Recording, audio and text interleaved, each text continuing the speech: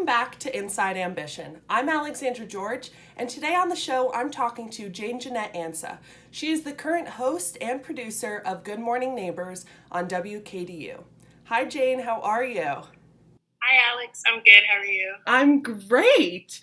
Thank you so much. You are our first reoccurring guest on our show, which is very exciting. Yay! I love this show, clearly. Well, thank you for coming back. We love to have you.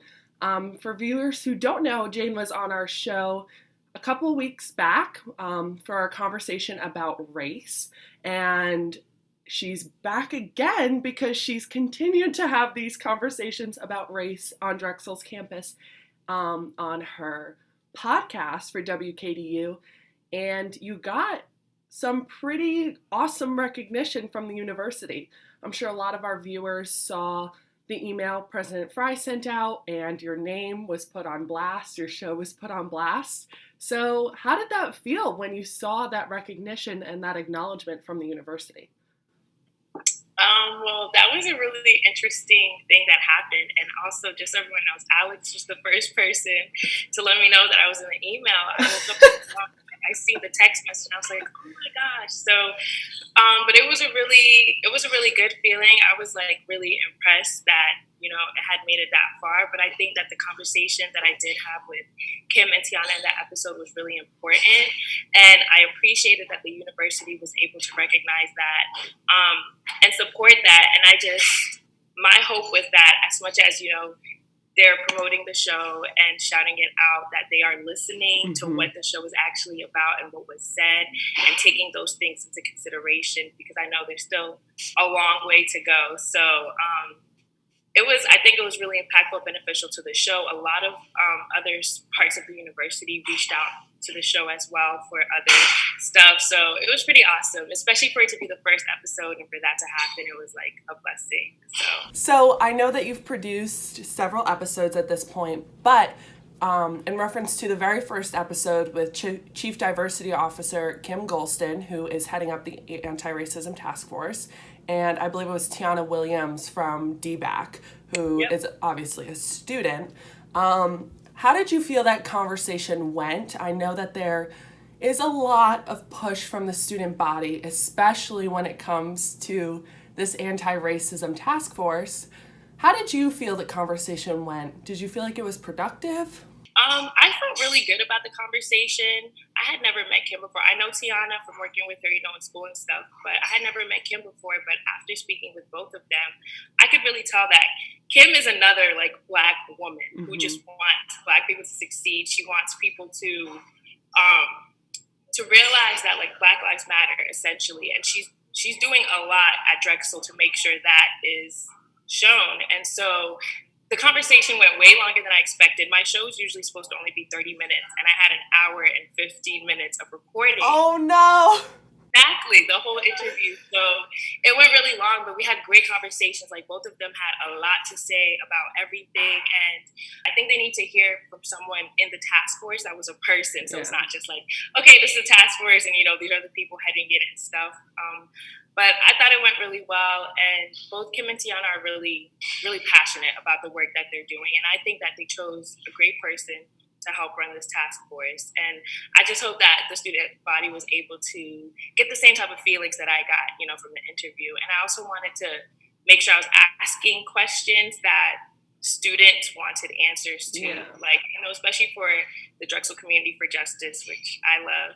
I know they had called out the Anti-Racism Task Force for their response to their email, and I want to make sure to address that with Kim to see what was that about, because they're one of the student orgs that are really heading this, movement, really taking action and putting pressure on administration. So I want to make sure that they're aware that, students are not holding back, so they better be ready for the fire. Oh, yeah. That's for sure. And it was really awesome that you got to have this conversation, especially with Kim, considering, we've seen Drexel for Justice. Not everyone is able to have these conversations with the higher-ups in administration, but it's really awesome to hear that you felt the conversation was a productive one.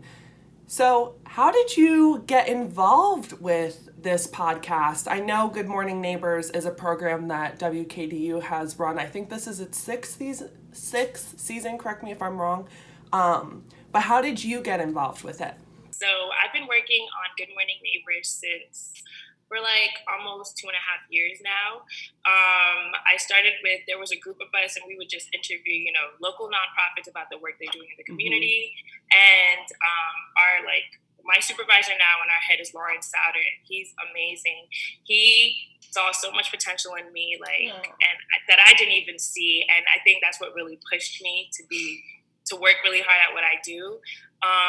So I had been working on that show, and then when it was time to go on co-op, for the spring summer this year, I couldn't get a co-op because of COVID was happening and everything was just going. Yeah, it's a common theme. Right.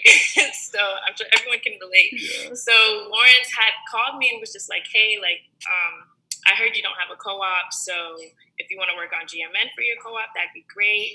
And at this point it was summer, and this was when really fresh after George Floyd was murdered and everything was happening. And I was like, I would love this opportunity, but if I'm going to do it, it's going to have to be about Black Lives Matter. Of course. Exactly. And Lawrence was totally down for it. He was like, I think that's a great idea. So that's kind of how I got started with the show in general and with this season as well. And it's been fun. Yeah. And I'm really glad that you had that idea because, this movement has gained so much momentum on the national stage.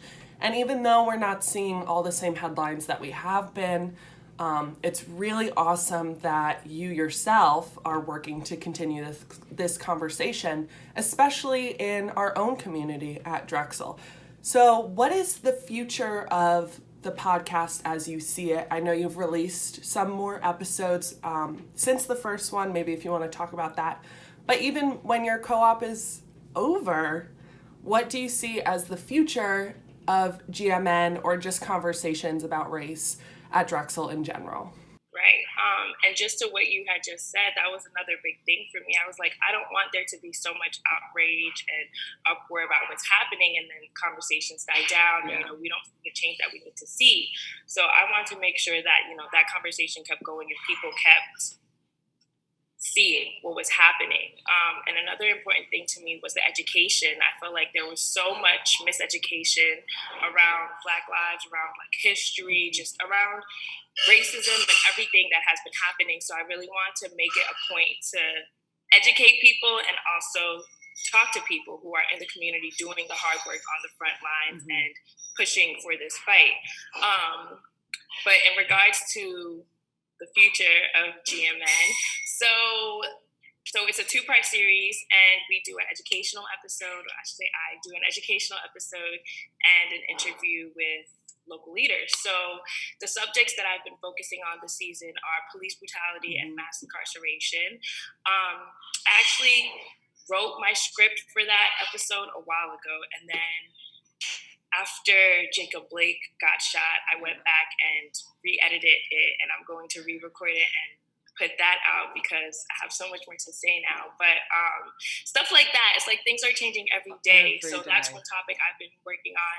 And I spoke to a man named Ramowitz who works in the community in re-entry. He was a lawyer and he went to jail actually himself. And then when he came out, he realized how hard it was for people to re-enter society. So he began doing a lot of work, and he's done so much stuff. It's amazing. So that was a really good interview as well. I also talk about the Black wealth gap in America.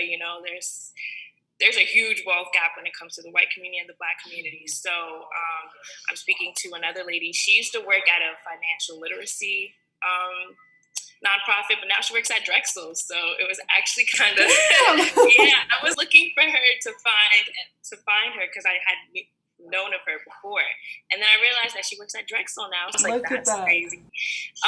And my supervisor put me in contact with this man. His name is Julian. He works with state representatives and things like that. So he's been putting me in contact with some pretty powerful, important people. So those are a few surprises coming up, and we'll be talking about the power of voting, the importance of the Black vote and why it's important for Black people to vote and make sure that their voice is heard and things like that. I'm also going to have an episode on Black violence because it's a myth. I don't think Black on Black violence is really a thing that's happening. I mean, if you're in a community surrounded by people who look like you and there's crime, who else are you going to be killing? Yeah. You know what I'm saying? So that's a whole other episode. Yeah, it might exist, but it's not an argument exactly. for... It doesn't it's not a defense. Anything. Yeah. Exactly. Yeah, white on white violence exists too. But yeah, so those are some of the things that are coming up for GMN. My co-op is almost over. It's on the 18th, but I still plan to work on it throughout the fall, so just won't be getting paid. But I've worked on it without being paid before, so it's not a problem for me. You know, so... Yeah, welcome to liberal arts at Drexel. Hello. Well, for those who are interested in following your podcast in the future, where can they go to listen to it? And do you have social media people can follow? Okay. So you can listen to Good Morning Neighbors on WKDU, which is where we air on the radio. That's 91.7 FM Philadelphia. On Tuesday and Thursday mornings at 9 a.m. Tuesday mornings is our educational episode where I just teach about things that are happening in the community. And then on Thursdays is when I do an interview with a community leader. And then those episodes are only 30 minutes, but most of the time they go a little bit over. So I put the full episode on podcast, and you can listen to that on Apple Podcasts, Spotify, and SoundCloud, all under Good Morning, Neighbors. Our social media, our Facebook page is Good Morning, Neighbors, and our Instagram is at goodmorn.neighbors. And if anybody's interested in being a part of Good Morning Neighbors, when I start in the fall, we're going to open up the team a little bit more to bring in more people. So if you're interested in working on Good Morning Neighbors, you can reach out to me at JEA84@drexel.edu or our Instagram. And yeah, for more information, just hit me up. Awesome. Well, thanks so much, Jane, again for being on our show, now the second time. Hopefully we will see you again soon, and good luck with all the work that you're doing. Thank you so much for having me. It's been a pleasure. If you guys like this video, make sure to comment, like, and subscribe below. And if you're not already following us on Instagram, you can find us on Instagram at inside_ambition. Thanks so much for watching. Stay safe, and we'll see you soon.